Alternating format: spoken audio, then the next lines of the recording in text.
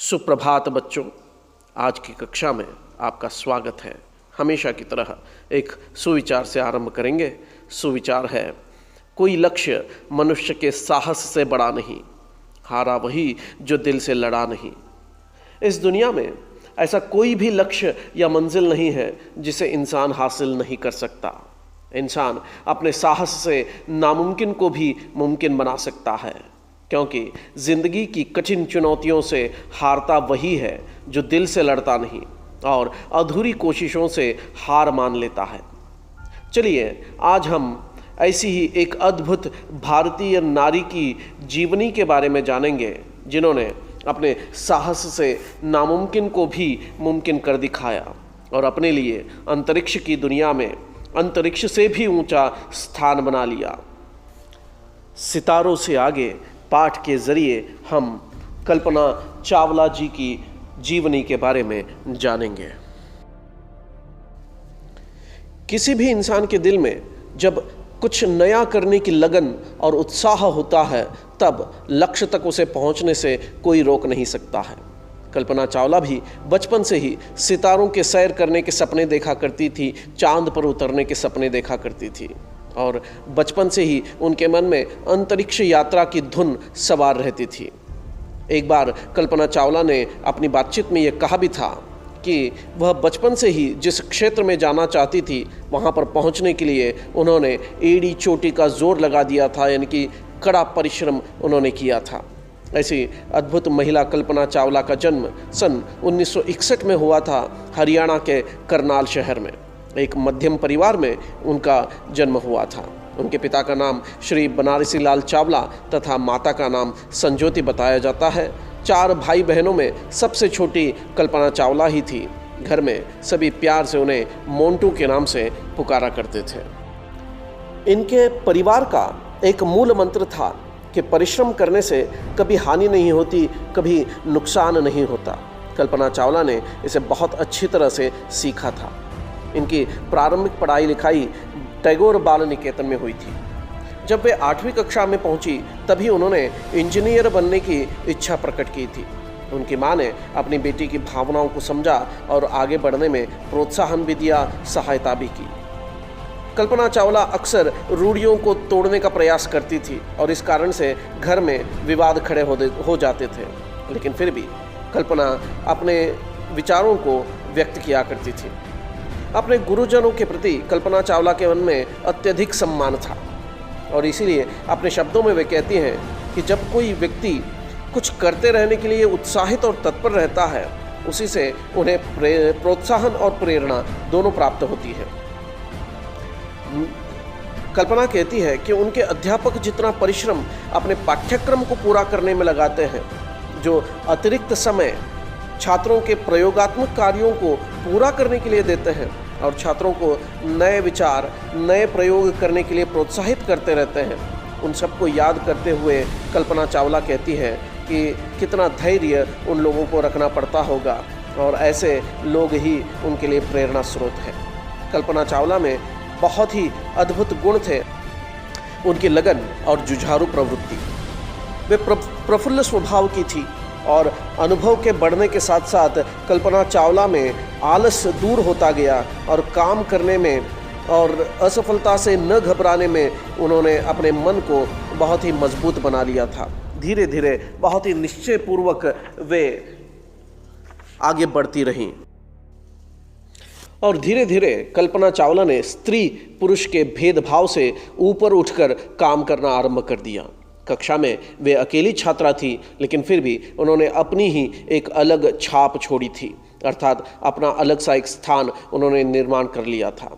दृढ़ संकल्प वाली कल्पना चावला अन्य लड़कियों की तरह स्नातक के बाद अर्थात डिग्री प्राप्त करने के बाद वैवाहिक संस्कार या फिर एक अच्छी नौकरी के विषय में न सोचकर कुछ अलग सोचने लग गई थी। वह इंजीनियरिंग के पाठ्यक्रम के कठोर और व्यस्त से समय के बावजूद भी महाविद्यालय की सांस्कृतिक गतिविधियों, खेलकूद आदि में पूरी तरह से सहयोग देकर कार्य करने लग गई थी। अपनी उच्च शिक्षा के लिए कल्पना चावला ने अमेरिका जाने का मन बना लिया था। उन्होंने अपनी महत्वाकांक्षा को हमेशा अपने मन में संजो कर रखा था। शैक्षणिक कार्यक्रम में उन्हें बहुत खुशी मिलती थी और अपना ध्येय, अपने लक्ष्य को पूरा करने में आसानी भी होती थी। उन्होंने 27 नवंबर 2002 को टेक्सास विश्वविद्यालय के एक समाचार पत्र में यह बताया था कि उन्हें कक्षा में जाना और उड़ान के क्षेत्र में और उस विषय में सीखने और प्रश्नों के उत्तर पाने में अत्यधिक आनंद प्राप्त होता है। अमेरिका पहुंचने पर कल्पना की पहली भेंट लंबे कद के एक अमेरिकी व्यक्ति से हुई जिनका नाम जीन पियरे हैरिसन था।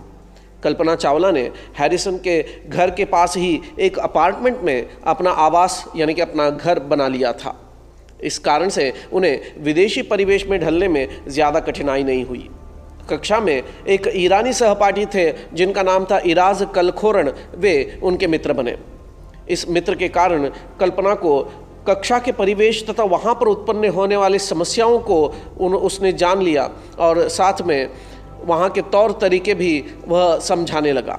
कल्पना चावला शर्मीले स्वभाव की थी, लेकिन एक बहुत ही अच्छी श्रोता थी। श्रोता अर्थात सुनने वाली। वो बहुत ही ध्यान से हर बात को सुना करती थी। पहले सत्र में उन्होंने वहाँ के परिसर अर्थात क्षेत्र के वातावरण के बारे में सब कुछ जान लिया। उनका पूरा सप्ताह कक्षा और पुस्तकालय में ही बीता करता था। वे रोज़ पुराने भवन में बनी हुई जो प्रयोगशाला थी अर्थात लैबोरेटरी, वहाँ पर वो जाया करती थी, जो वातानुकूलित नहीं थी अर्थात एयर कंडीशनर नहीं थी, लेकिन फिर भी वहाँ वह घंटों प्रयोग किया करती थी। प्रयोगशाला में उनका साथ एक तकनीशियन यानी कि एक टेक्नीशियन दिया करता था।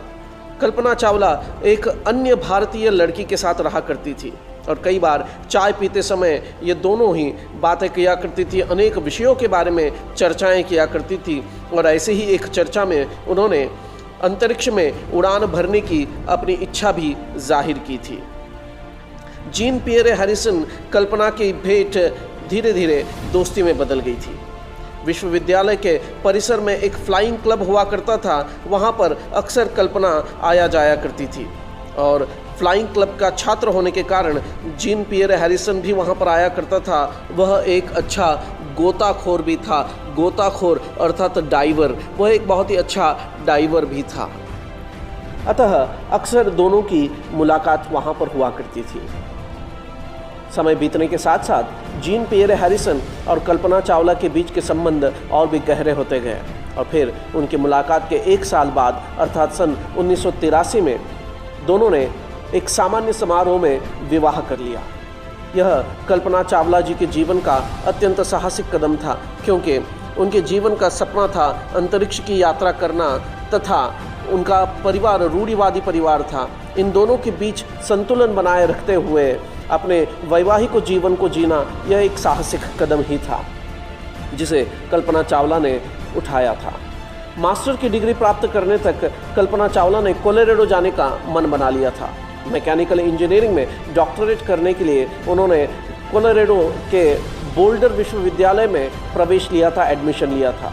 सन 1983 में कल्पना चावला कैलिफोर्निया की silicon valley set methods info में उपाध्यक्ष और शोध वैज्ञानिक के रूप में जुड़ गई।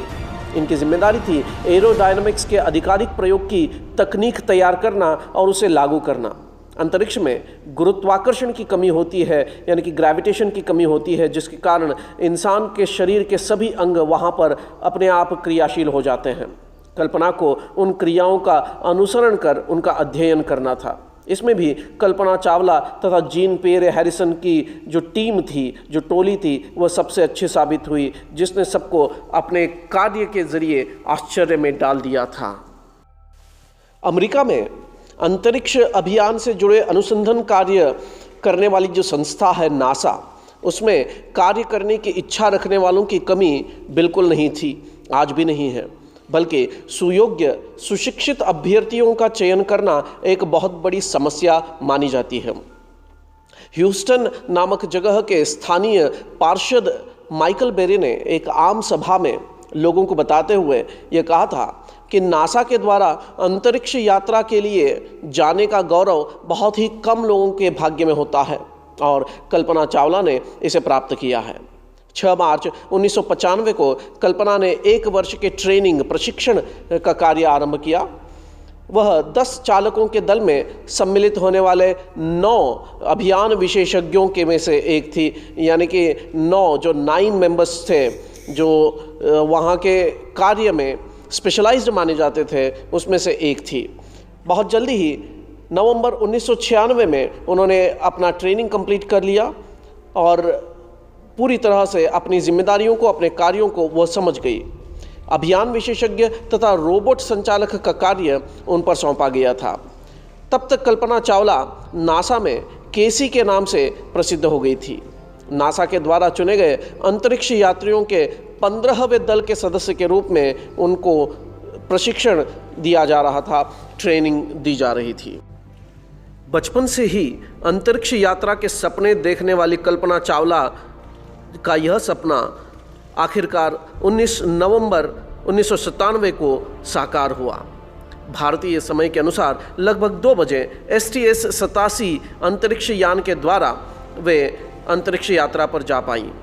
इस उड़ान के चालक दल में कुछ पुराने अनुभवी लोग थे और कुछ पहली बार शामिल हुए थे। पहली बार शामिल होने वालों में कल्पना चावला भी एक थी। इस यात्रा में कल्पना चावला अभियान विशेषज्ञ के तौर पर शामिल हुई थी।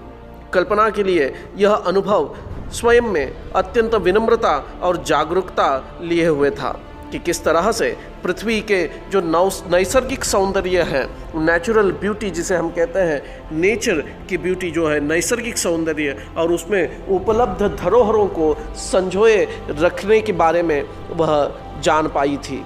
कहते हैं कि इंसान जब ऊंचाइयों पर चढ़ता है तो वह उतना ही विनम्र हो जाता है। कल्पना चावला का यह अनुभव भी कुछ इसी प्रकार का था। वे अत्यंत विनम्र और जागरूक भाव के साथ अनुभव को लेकर इस अंतरिक्ष यात्रा के अपने सपने को साकार कर पाई थीं।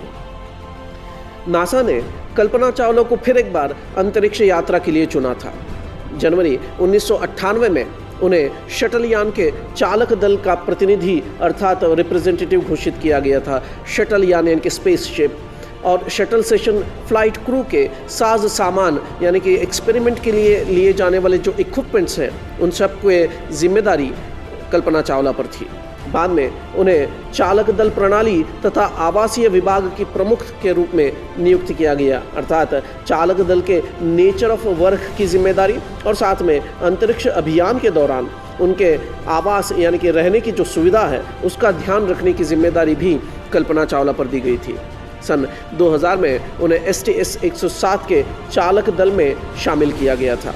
अंतरिक्ष यान का नाम था कोलंबिया और उड़ान की जो तारीख तय की गई थी वह थी 16 जनवरी 2003।